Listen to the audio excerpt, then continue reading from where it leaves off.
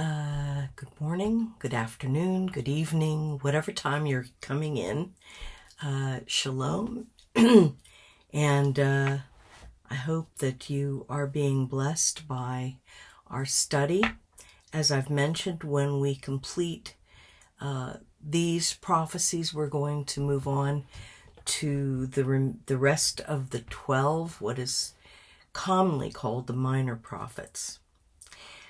Today we're looking at chapters 8 and 9.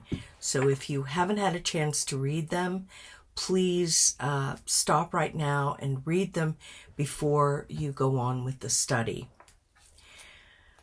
We begin with chapter 8, God's promise of restoration. The fasts will become joyful feasts. Now, if you remember back from chapter 7, which has not been that long ago,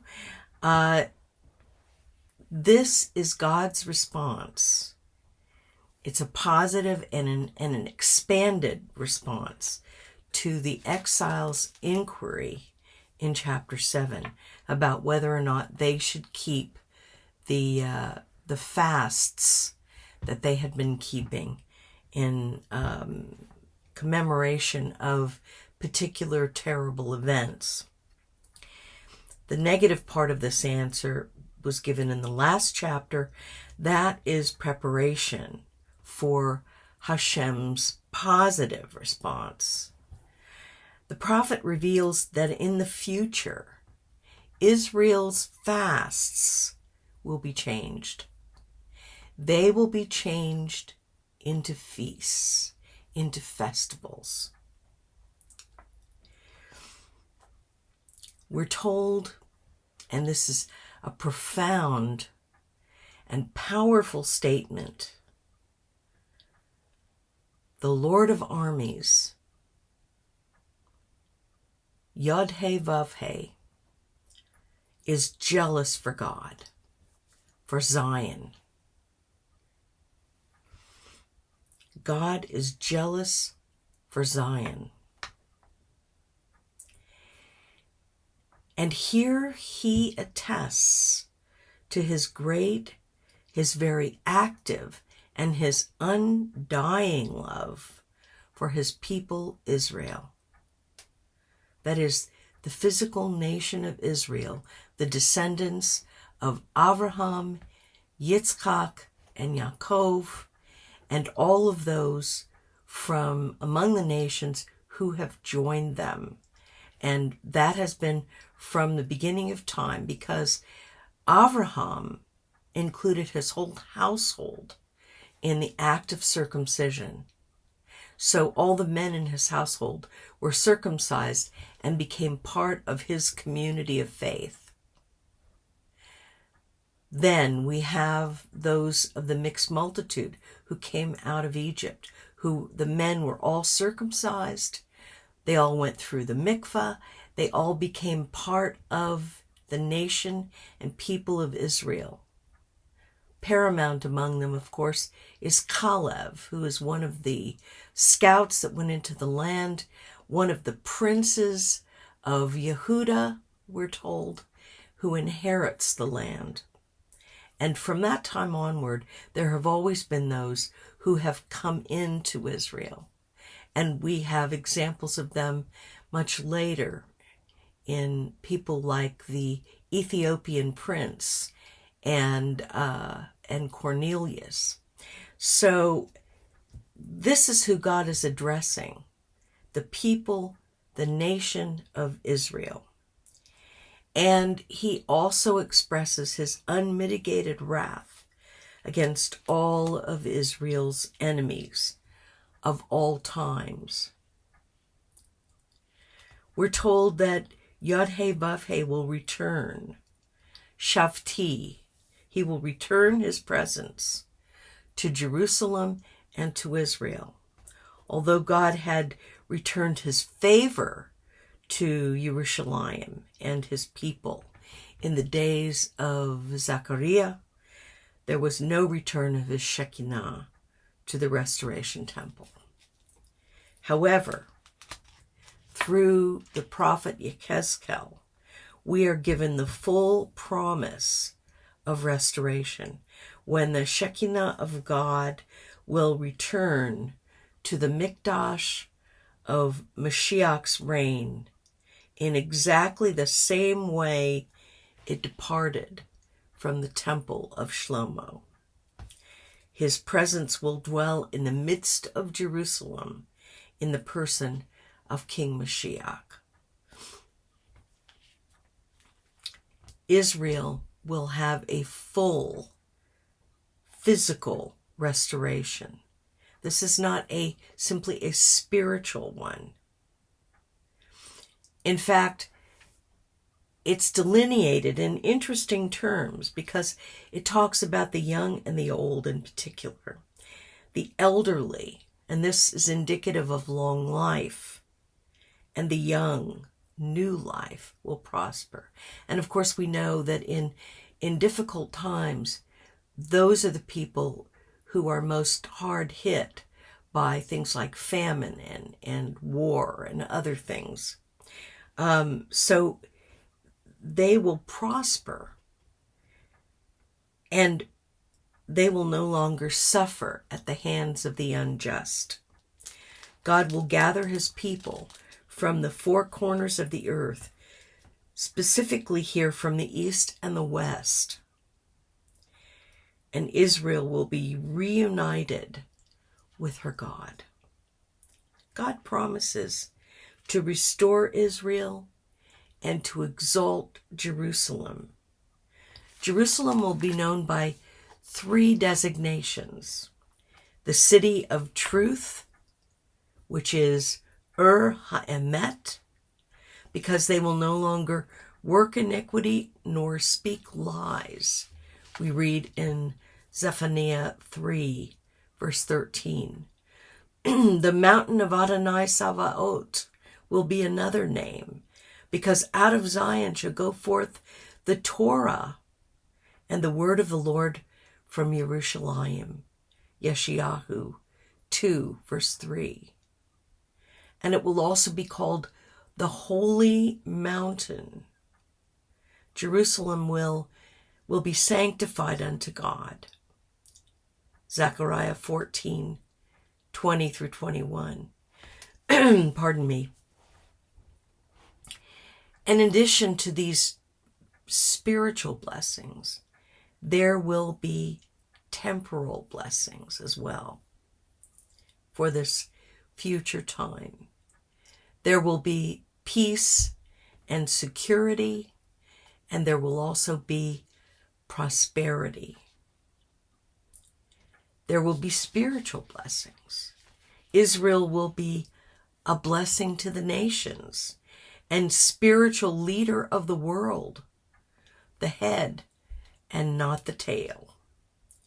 Israel will have a renewed relationship with God, and his presence will be in her midst. God reminds the righteous, because yes, in every period there have always been the righteous. He says, be strong. Be strong. The project of Zachariah's day was to be rebuilt. But remember, during this building that was going on of the second temple, no one received pay. All those involved experienced many hardships.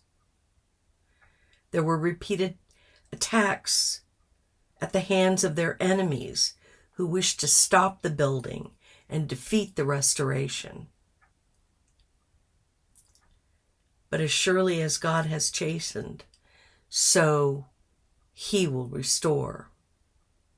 It is in his hands. And we're given a final reminder as to the righteous behavior God requires. Honesty and truthfulness, peace and harmony, no evil thoughts against others. This is at the core of Torah.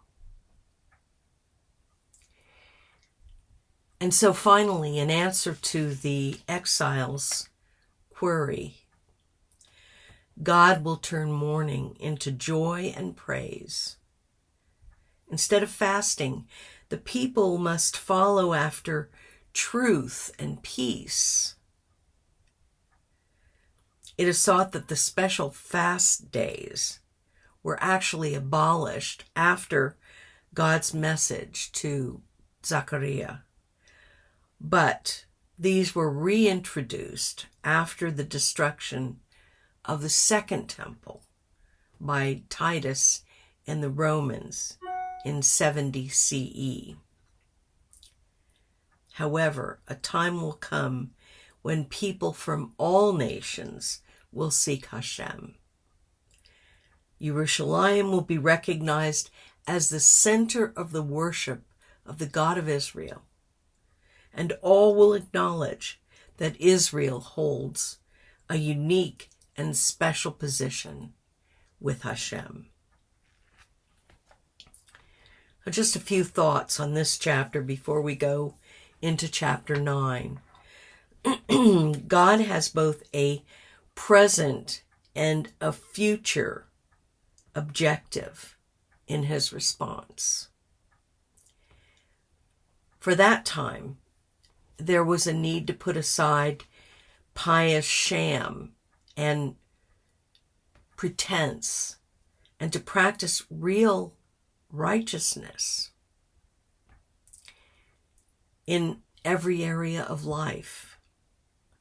For the future, Zachariah points to a day of glorious promises for Israel and our people. This is also a reminder that we must occupy ourselves in true righteousness for the present. For the future, we may anticipate eternity in God's presence in the Olam Haba, the world to come. Several times in chapter 8, our people are encouraged to be strong. It reminds us a bit of the command to Yehoshua so many years before that. Be strong. We are told the same thing. Be strong. There's work to be done today, as there was in Zachariah's day. It's not work for pay, and it's not without difficulties or conflicts, but it's work. It's building up God's kahila, which accomplishes God's purposes, and we must be willing to do it. Fear not, but let your hands be strong. A glorious day is coming, not only for our people, but for our God as well. God will be sought out by individuals of all nations, and they shall come up to Jerusalem to worship him. And we, who have been mistreated as a nation by all other nations, will have the privilege of serving as God's shaliachim, his ambassadors, as we do today.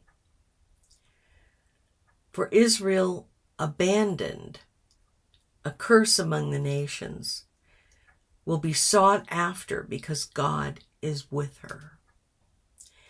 There are people today who are seeking to know God. It may seem that there are not many of them, but God knows who they are. And believe me, he is finding them. And he doesn't necessarily need our help. But if he offers you the opportunity to be a shaliach for him, maybe just in the way you live your life, not in any words that you say, but just living Torah as his ambassadors, may it be said of us, we will go with you, for we have heard that God is with you.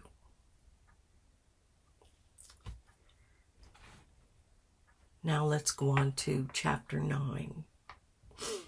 This is the first of the burdens that we're going to read about. Chapter 9 begins the second part of Zachariah. Chapters 1 through 8 are the 8 night visions, extended from Zachariah's time to the establishment of Mashiach's kingdom. Chapters 9 through 14 bear upon the same prophetic time period, including the overthrow of the Goyim, of the world power, and the establishment of Mashiach's kingdom. This prophecy involves 2 burdens or oracles relating directly to Israel's future. The initial oracle relates to the first advent of Mashiach Yeshua and his subsequent rejection by the majority. Now, when I say majority, the fact is that the leaders rejected him, most of them, but not all of them, because we know that Pharisees believed Yeshua was the Mashiach. There were Kohanim, there were many Kohanim who believed that he was Mashiach. And we know that at least 1 million of our people in the first century believed Yeshua was the promised Mashiach. But the mainstream, after the destruction of the temple, led by what became the basic form of Judaism to be followed, was led by the Pharisees. And they had a vested interest in not believing he was Mashiach. It would ruin everything for them. They saw themselves as the arbiters of Judaism, as the ones who decided, who said what Judaism really was. So the initial oracle relates to Yeshua's first coming.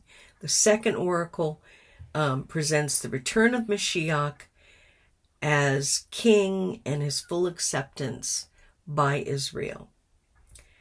A clear unity links the 2 main sections of this prophetic book. Although there are some of the so-called higher critics who suggest a second or even a third Zachariah, just as they do with Yeshayahu. And the reason for this antagonism to the unity of this book is based solely on the perceived impossibility of fulfilled prophecy. So, since you can't know in advance what's going to happen, it must have been written after whatever it was happened. Well, we know with God nothing is impossible, and they don't really believe in God either, because clearly a God who doesn't know the future is no God at all.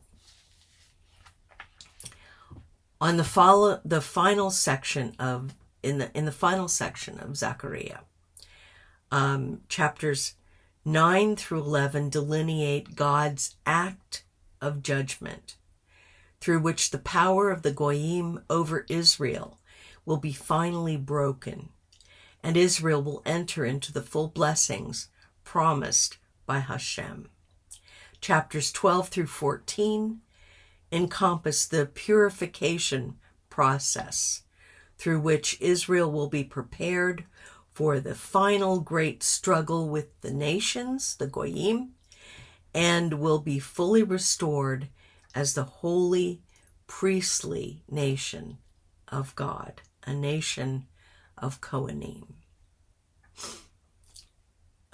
To explain the words, burden is the word masa in Ivrit, from the root masa, to lift up.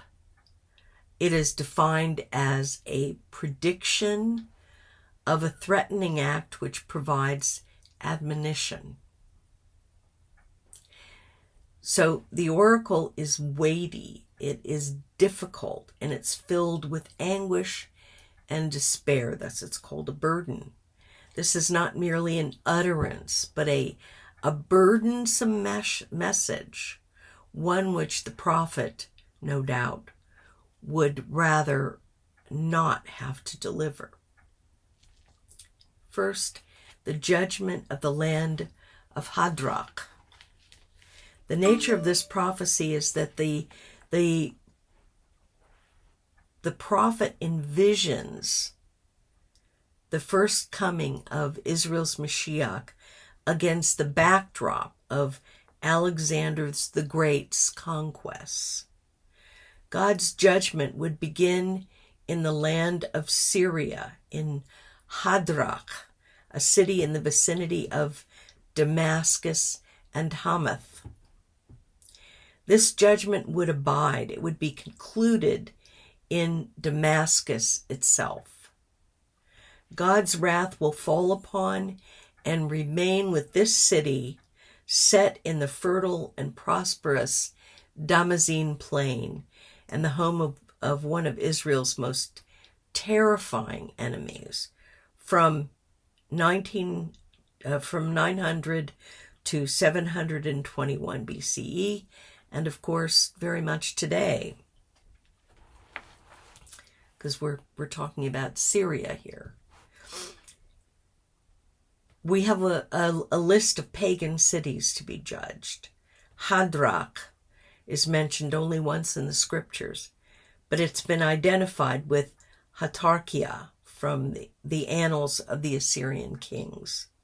It was an Aramaean country near Damascus and Hamath, against which Assyria campaigned in 772, 755, and 733 BCE. Hamath is included with Hadrach. The second city is Tyre, a wealthy, very powerful naval and trade center described in Yechezkel 28, Yeshayahu 23, Yirmiyahu 25. It is singled out for special mention. This is what it says in Yechezkel. Because your heart is proud and you have said, I am a god. I sit in the seat of the gods, in the heart of the seas. Yet you are but a man and no God, though you consider yourself wise as a god. By your wisdom and your understanding, you have gotten wealth for yourself, and you've gathered gold and silver into your treasuries. By your wisdom in trade, you've increased your wealth, and your heart has become proud in your wealth. They shall thrust you down into the pit, and you shall die the death of the slain in the heart of the seas. Alexander the Great would be aided in his attack on Tyre by divine strength and wisdom, and he would conquer Tyre, according to Zachariah. He would do what no one else had ever done, using new siege engines and a great navy amassed for this purpose. And he would be successful after only a 7-month siege. Sidon, Tyre's sister city, Yechezkel 27, was not destroyed like Tyre and would have a totally different fate. Prophecy against 4 of the most significant Philistine cities is also given here. Gath is not mentioned, probably because by that time it had already been incorporated into Yehuda. Only powerful Gaza's fate is recorded. First, Ashkelon, and we see Alexander's advance, and they would be afraid. Gaza was considered impregnable. So, despite Tyre's fate, Gaza defied Alexander. This highly fortified city managed to hold out for only 5 months. Its king, Batia, was bound to a chariot and dragged through the streets of his city to his death. 10,000 of the citizens of Gaza were killed, and the remainder were sold into slavery. Ekron, her hope would be put to shame. Ashdod, foreigners would dwell there.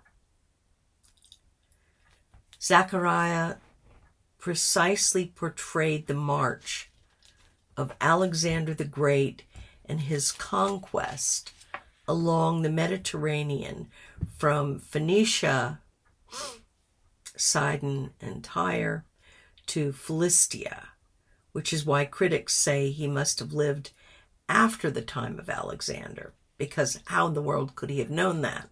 Well, again, they don't believe in God. His destruction of indestructible Tyre instilled terror in the less powerful.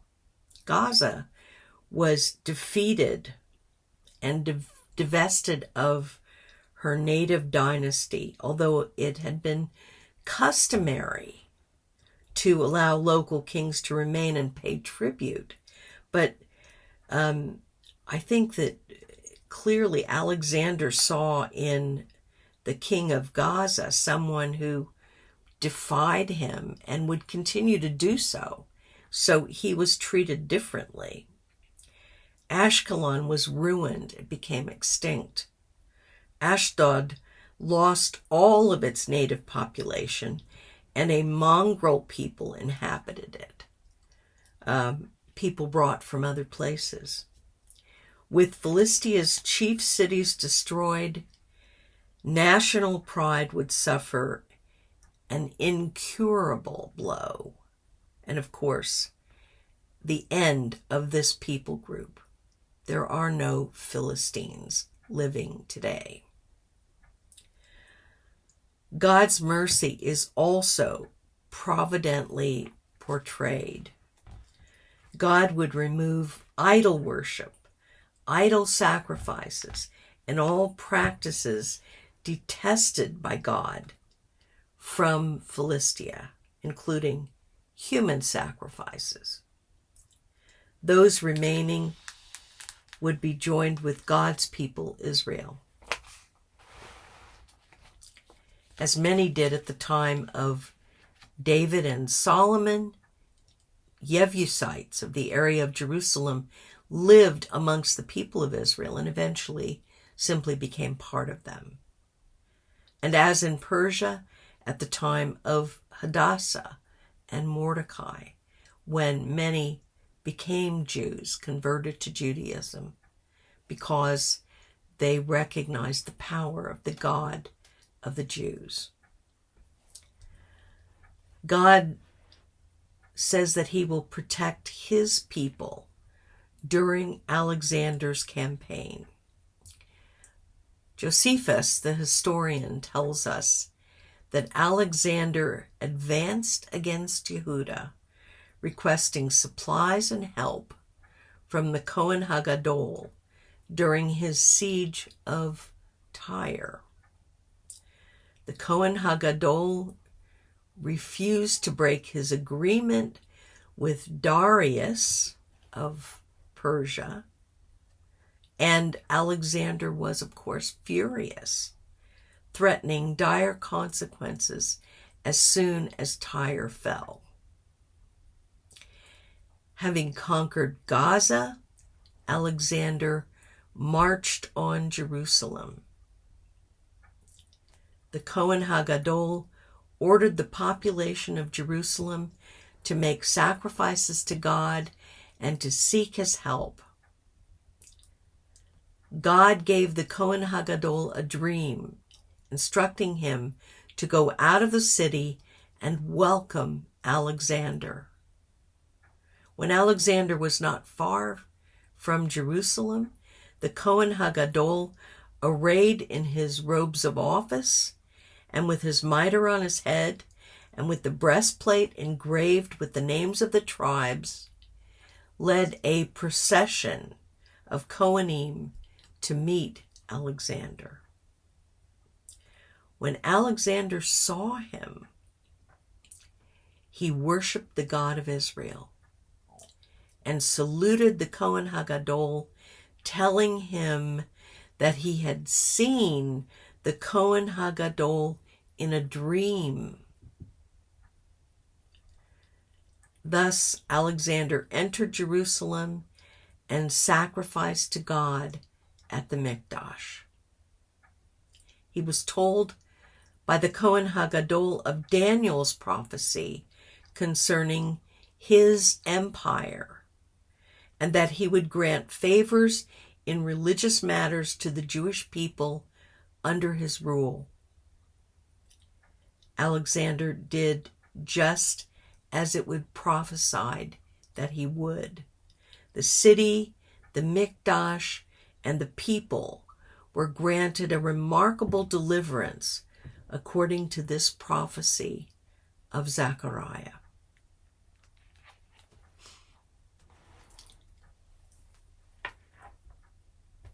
Compare and contrast the description given in Zachariah with Alexander and his kingdom. Here we have the joyful announcement of the coming of Israel's Redeemer. Ecstatic rejoicing is pictured against the dark backdrop of the fear that had been engendered by Alexander's arrival. Repetition is used for the sake of emphasis. Shout, O daughter of Zion, rejoice greatly. As pictured in these verses, Yeshua, salvation, comes. He's the agent of salvation. He has a specific method of bringing redemption, and he will create a redeemed kingdom. Your king comes, we're told. Mashiach's first advent established his credentials. He is Israel's king. Yeshayahu 9, verses 6 and 7, and Luke 1, 32 through 33. His qualifications and character are stated. He is a tzaddik, a righteous one. He is the dispenser of salvation, the one who justifies. He is the one who executes judgment.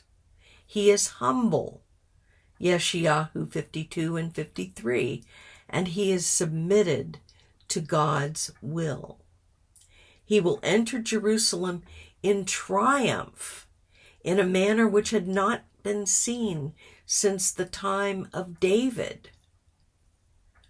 Horses and chariots were used extensively from Solomon's reign onward, but he would be seen riding upon a donkey with a young colt, not elegant or majestic. The donkey was a burden bearer, not the vehicle of a king. The foundation of Mashiach's kingdom was laid in his first coming, preparing the way for his return. He will destroy all instruments of death and war, earthly oppression, and the desire for power will cease, and Mashiach will speak and teach shalom, not in meekness, but in might, commanding it as is his right. Mashiach's future relationship with Israel is described by the blood of the covenant. God demonstrates his faithfulness to the covenant he made with Abraham, Yitzchak, and the children of Israel. Both the previous covenant and the renewed covenant are in view.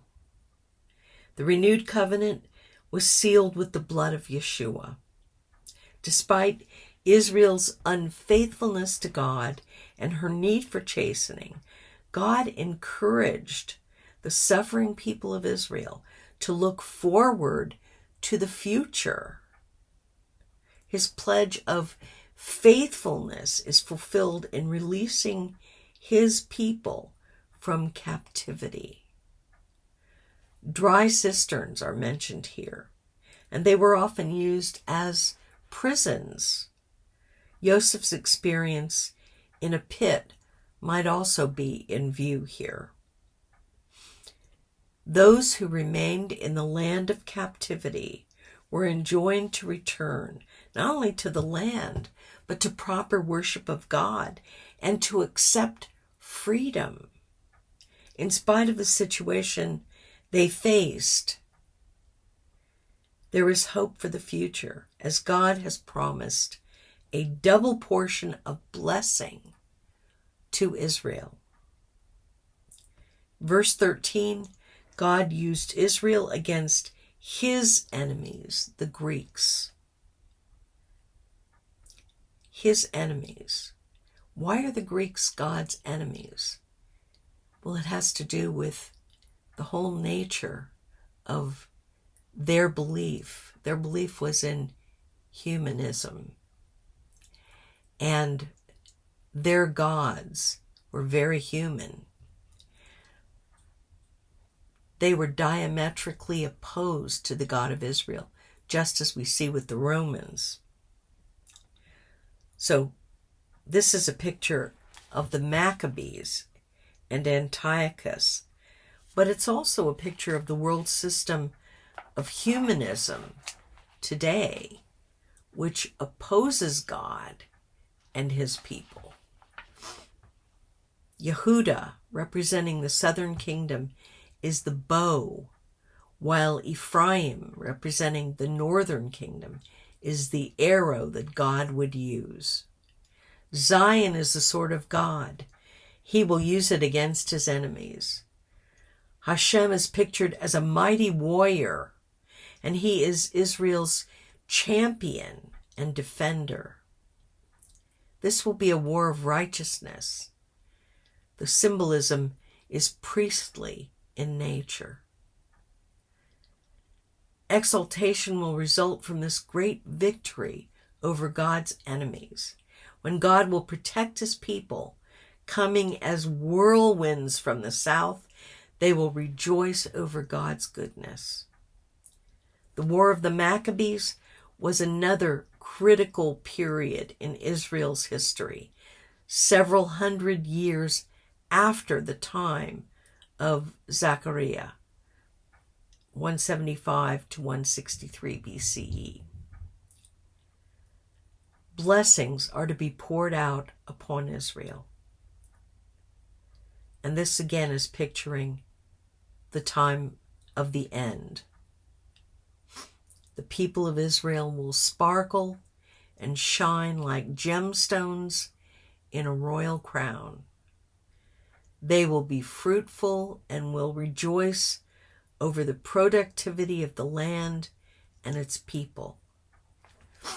Tehillim 100 is Israel's thank offering to God. Make a joyful sound to Adonai, all you lands. Serve Adonai with gladness. Come into his presence with singing. Acknowledge that Adonai is God. It is he who made us, and we belong to him. We are his people and the sheep of his pasture. Enter into his gates with thanksgiving and into his courts with praise. Give thanks to him. Bless his name. For Adonai is good. His loving kindness shall continue forever. His faithfulness throughout all generations. Think about these things. God promises to judge his enemies, those who harm Israel or laugh at her problems, like people of some of the cities mentioned in this chapter, face the punishment of their predecessors. When we examine history, we see the rise and fall of many nations in exact relationship to their treatment of the Jewish people. God shows two examples of his delivering and protective power. He delivered Israel from Alexander's wrath and from the control of Antiochus, both prophetically described in this chapter. But between these two is the promise of greater blessing and deliverance for Israel and for the world when King Mashiach returns. It should be noted that the power of the Greeks was not merely one of might, but of thought. Greek philosophy invaded biblical theology in the late 1st century and again in the medieval period, and it still has a hold on Christianity and to some extent on traditional Judaism today. Zachariah declared, "Your king comes." Indeed, our king has come. He has established his kingdom within the hearts of all those who truly receive and follow him. Follow him. To us, he brings peace and confidence, for he has already destroyed our enemies, provided redemption, and laid the foundation for his eternal kingdom. Our message to our people is the same as Zachariah's, as we look toward the day when Mashiach Yeshua will return, and our people will recognize him, many of them for the first time. God made a covenant with Israel. That covenant was made with Abraham, Yitzhak, Yaakov, and Yaakov's children, the children of Israel, forever. And he continues to honor that covenant despite Israel's national faithlessness. God has made specific promises to all who seek to be reconciled to Hashem through the sacrificial atonement of Mashiach Yeshua. God demonstrates his faithfulness to us daily, despite our faithlessness, despite our failures. He has released us from the captivity of sin, and he enjoins each of us to exercise our freedom by truly leaving the captivity of sin behind us and following after righteousness, the righteousness of Torah. Read Romans 8, verses 1 through 4 and 14 through 17. And that's all for today. We'll be looking ahead to chapters 10 and 11 next week.